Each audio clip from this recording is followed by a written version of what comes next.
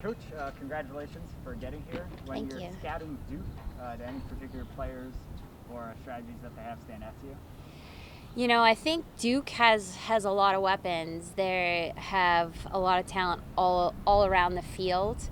I think, obviously, Maddie Jenner is someone that is hugely important to them. They've done extremely well on the draw control, and that's going to be a point where we're going to have to control. But I think it'll be a great matchup because we've done well as well. And then Gabby Rosenswag is probably like the QB of their offense too. But they've got a pretty veteran group and a lot of weapons on the field. So we've got to just play good team offense and team defense. Coach, can you speak to me about your relationship with Coach Kimmel at Duke? You two were together at Maryland. I spoke with her this week, and she told me about how she told you on your recruiting visit to College Park. Can you tell me about your relationship both kind of then in Maryland and now kind of as coaches on opposing sidelines? Yeah. She was the captain of my team my freshman year, so obviously someone that you look up to, and she was just a fantastic player. And when you're a freshman, you kind of just don't know much, but she was a great mentor, and then she moved on to do some coaching, and but I also played with her on the U.S. team. So I got to spend even more time with her there, and then she ended up getting the Duke job and starting that program and ended her playing career. So, I've had a long relationship with her. We have a great rivalry. Our teams have had some tremendous battles over the years. So it's a great matchup, and a lot of respect for them, Kirsten and their program. What's it like kind of coaching against an opponent who you're not only so familiar with, but also you both kind of came into programs that were just getting off the ground and now are competing for a spot in the Final Four? Kind of what's that like? Yeah, I think it's great. Every time we play, it's always a battle.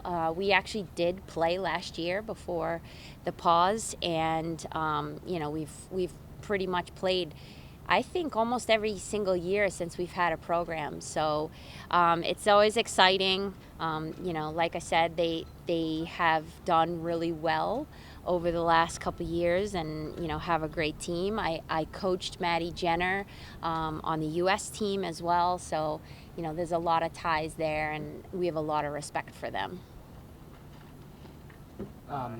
Izzy Scane Mm-hmm. breaks the single season goals record for this program. Has had a few decent goal scorers in its time in a shortened season. Can you tell us a little bit about, would you have seen this coming from her 3 years ago when you recruited her? You just never know when you recruit someone, because it takes a lot of different things to be great. And I knew she was a great athlete and a great talent, obviously from a non-traditional lacrosse area. But you just never can quite tell how they will matriculate until they get here in your system and how they're going to respond mentally. And I think that Izzy, she's just a byproduct of a big family with a lot of brothers. I'm a byproduct of that as well. So I can definitely relate to her on that level. Her family is very important to her, as is mine. And I think that, from that perspective, I think, just being able to kind of relate and identify with her, I felt like I could mentor and, teach her. And in terms of just her fearlessness, I think she kind of brings that persona of, her big family with a lot of brothers on the field. And, she's fearless. She's a great teammate. She's humble.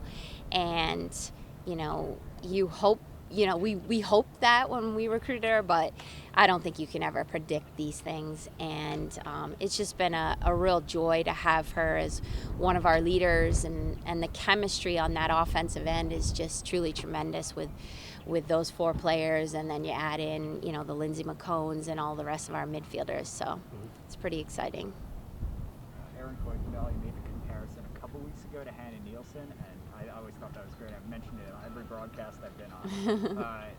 she's really, since that Maryland game, has improved even more. Can you go more into that comparison and just her play in general? Yes. Erin's probably one of the most underrated players in the country. She doesn't make any honors, nothing, and she is just so dynamic and so important to our offense. She's so smart, and I think that's one comparison with Hannah is, just thinking about the game, watching the game, understanding what she's up against, and then her sheer natural ability to feed. That's a talent that doesn't come along that often. You have to be a very unique type of player to have that ability to just kind of thread the needle like she does. And she's done a great job. I think in her first year, she was gaining some momentum and confidence, but I think, like you said, in that Maryland series, she really took it to the next level and has just been soaring since then. You mentioned family. Madison used the word family talking about the opportunity to have fans in the building last week, and you all have earned this right to be at home, which is great. But especially after playing a season with nobody here, what is it like to be on that sideline, be on this field, and see not just these people, but these people and those people cheering you on? It's amazing because, those are the people that you play for, you work for, and we know that even though that we couldn't have families here earlier in the season or fans, we were still playing for them when we were playing those games inside, and it was just us and a few staff people. There's so many people within the department and, even supporters outside the department that have been crucial to the success of our team. And so, from our perspective, this is a great chance for them to get to watch us at the highest level and competing against a great opponent. Being in this position, again, with a shot at the Final Four, you've been in this position numerous times. This team was in 2019 with a shot to make the Final Four. Kind of, what's the mindset of your team, and with your experience and with the experience of so many veteran players, what's the mindset been around your locker room? Well, I think this experience is unique because, we haven't had the chance to play out-of-conference games. So our Denver game was the first out-of-conference game we had all season. And, normally we play all the ACC schools. So the chance to play Duke now is really exciting for our players. So I think that adds like a whole different dynamic to this moment. And I'm sure it does for Duke as well. But I think, this moment is just about this moment. You can't really think ahead. You have to really just put everything you have into this moment. We talk about that a lot. And, the players are really embracing that and going out there and doing it. I know the expectation is Final Four, national championships every year, but what would it feel like to have your last game at Martin Stadium in 2021 take to the Final Four, and what makes this kind of team, this season different? Anytime you make it to a Final Four, it's very special. I think sometimes when you have a successful program, people take that for granted and they think, oh, you're just going to do it. But it's not easy, and there's a lot of ups and downs, and especially in this particular season with COVID. So, if we were to have the chance to advance to the Final Four, I think we would be elated and, just celebrate that opportunity. But right now, we're just elated to have the chance to play in the Elite Eight and to play against a great opponent, an ACC opponent, and, really go out there and prove ourselves. The second non-conference game of the year, kind of after that big win against Denver, especially your performance, allowing no goals in the second half, only giving up 4 in the first. Kind of, what are you and your team taking away from that game and applying it to tomorrow's against Duke? Yeah, I think we've shown that we're ready to play out of conference and we want to play out of conference. So we're continuing to work just as hard as we did all season. Obviously, the Big Ten got better throughout the year, as did the ACC, every conference that we're facing. So we're just continuing to prepare as we did, scouting our opponents and doing what we know how to do. Specifically playing with this type of high-powered, fast-paced offense, what has that been like for you as a goalie, kind of having a team like this, and also having such a strong defense when kind of it shifts, kind of having a team that's able to turn possession so quickly? Yeah, I mean, it speaks to our team as a whole. It's awesome to be able to know that if offense is wheeling and dealing that day and defense is having an off day, they can help us. And the same goes for if they're missing a couple turnovers, we know we can make those stops. And obviously our defense is good because our offense is good, and our offense is good because our defense is good. We see each other every day in practice. We're our best competition, so we just make each other better. Specifically with this season, how do you feel like, what did you focus on kind of heading into the season with your game, and how do you feel like you applied that after 14 games? I mean, our big thing this year has been team defense and just team play overall. So even as we're working on our individual skills, just working as a unit. And I think as a defensive group, that's the most important thing. My defense know the shots I want to see. I know the shots I should be stopping for them, and the way we can work through that, it has only gotten better throughout the year. You mentioned that practice is sometimes the best competition. You have the best goal scorer in the country. Absolutely. Maybe the best goal scorer in women's lacrosse history right now. What is it that makes Izzy so dangerous from your perspective in the cage? She goes hard. I mean, she doesn't hold back at all, and she also is just a jack of all trades. You'll see her rip from outside the 12. You'll see her finish tight on the crease. Anything she wants to do, she can. And she also has a great group working around her that really open up space for her. I think she speaks to that more than anyone else. She's obviously a very humble player, so she knows what she can do tool-wise, and then she also relies on a lot of people around her to make that space. You played a lot of games in front of empty stadiums this year. Some big empty stadiums. Absolutely. You had the opportunity to have folks not just in the stands, but also surrounding the field last week, which I assume was a bit of a boost. This week, we get to let even more people in here. You earned the right to play at home, and now with fans in the stands, what does that do for a team?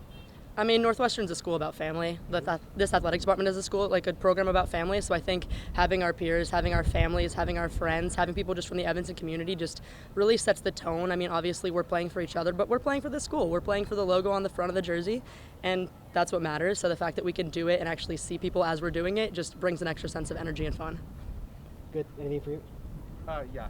Specifically going into tomorrow, kind of this team, you've already achieved so much. Kind of what's the mindset heading in tomorrow, knowing what's at stake? We're not going to take a moment for granted. Obviously, this time last year, we weren't even able to be around each other, let alone playing. We're just happy to get out there.